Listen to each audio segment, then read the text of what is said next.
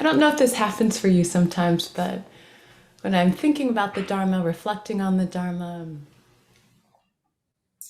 I feel that some practice has gladdened my mind, or I'm feeling the direct benefits of practice. Sometimes I just want to sing, just want to sing, and I just want to sing about the Dharma. I have all these songs rolling through my heart, and I'm not going to make you listen to me sing about the Dharma. That would not be fun for you. But just the joy that comes from my heart and mind that is gladdened, tranquil, a body that's relaxed and at ease. I'm just engaging in these practices, the Eightfold Path.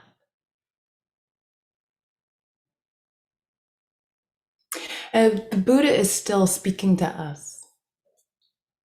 And I know, like, there are these huge tomes that have his teachings in them, and they can feel so dry that the language can seem a little antiquated. But the more you spend time with the text, you feel this, like, the spirit behind it, the spirit animating the teachings, the spirit animating all these seekers who are just like you and me.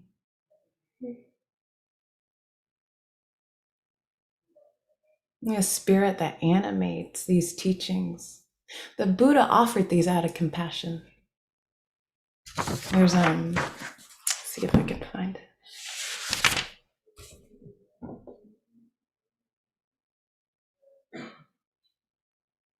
This is what he said: what should be done for his disciples out of compassion by a teacher who seeks their welfare and has compassion for them, that I have done for you. So just remembering that these aren't just lists. The Eightfold Path is not just a list. This, like, came up out of the Buddha's heart, out of compassion for everybody.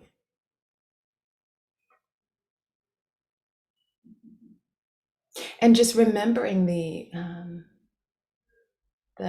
intention that animates the Eightfold Path. He calls it the safe and good path that leads to happiness. And it's not just any happiness that he's talking about. He's talking about this unshakable happiness, this happiness that is free of the torments of greed, aversion, and delusion. And you look at our world today. Last week in particular, here in the US at least, so much that's being, so much of our actions that are shaped by greed, aversion, and delusion. And this is a happiness free of that. And this path, this middle way, avoiding the extremes of indulgence, avoiding the extremes of an abusive asceticism, this middle path leads to full awakening. And I'm, like, aware that not everyone wants to, that's not an aspiration for everyone. That's cool, that's fine. But to just know that this is where this path leads, and this is a potential for every human heart.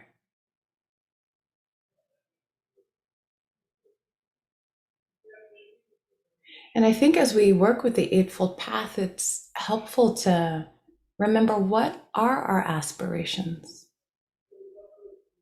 Like, why'd you come here this morning? Or whatever time zone you may be in. There are so many things you could be doing with your day, your time right now, and you chose to be here. What called you?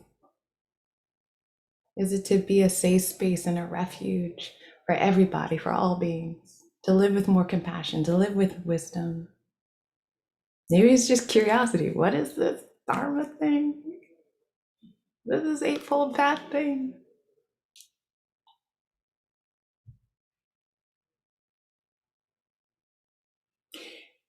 Our aspirations can be a touchstone for us, a touchstone that like helps us to keep going when we're traversing the Eightfold Path and it gets a little turbulent, or the world gets turbulent. You're like, I just want to rage right now. And I know that's not going to help. So, how do I live from my deepest values right here, right now, in the midst of the chaos and turbulence of our world?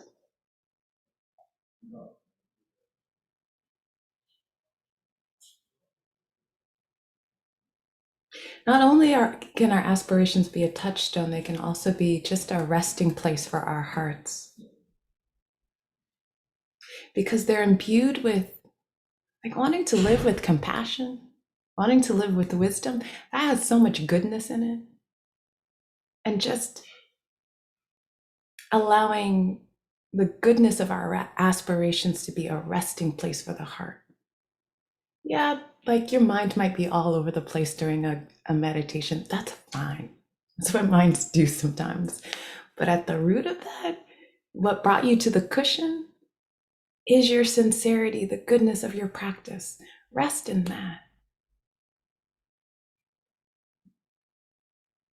You know, this noble eightfold path, the middle way, organized into three aggregates. And these aren't the aggregates of clinging, right? The five aggregates of clinging. This is aggregate being it's just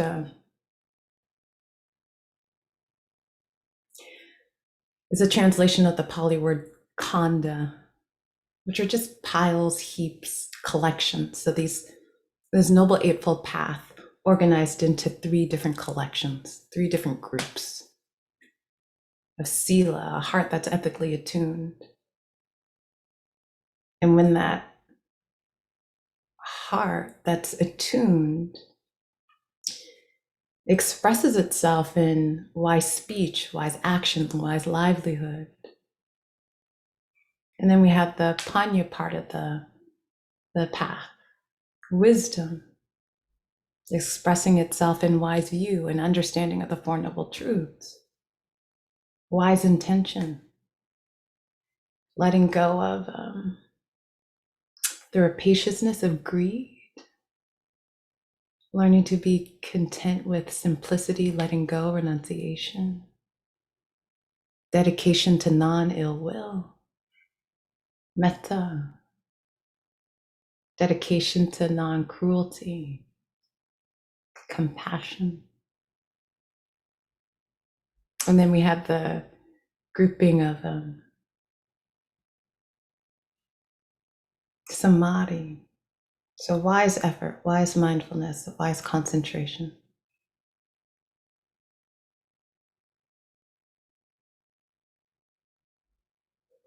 And then the Buddha,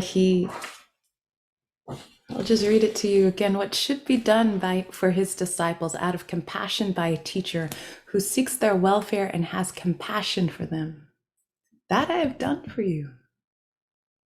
There are these roots of trees, these empty huts.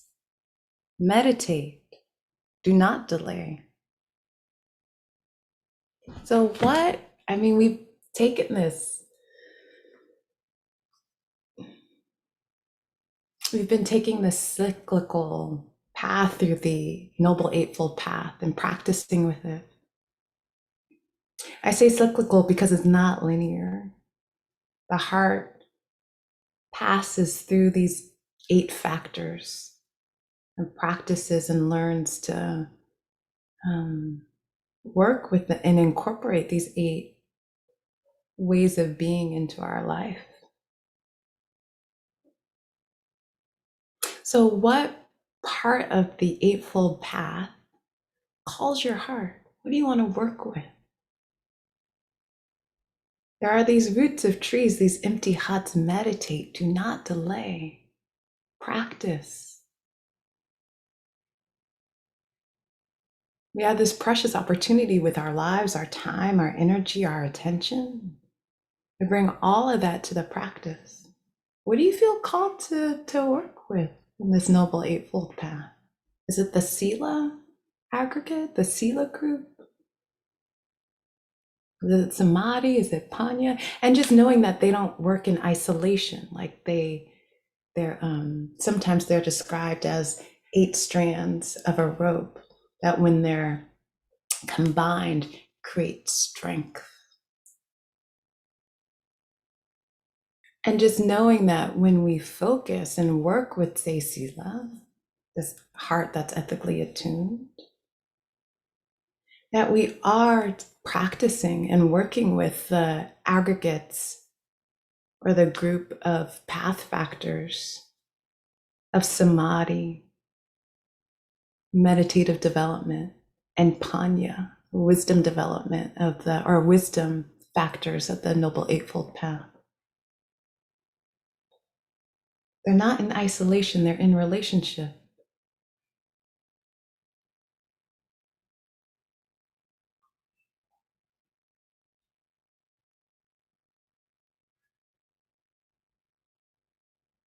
So what do you feel called to continue to work with within this Noble Eightfold Path? This safe and good path that leads to happiness.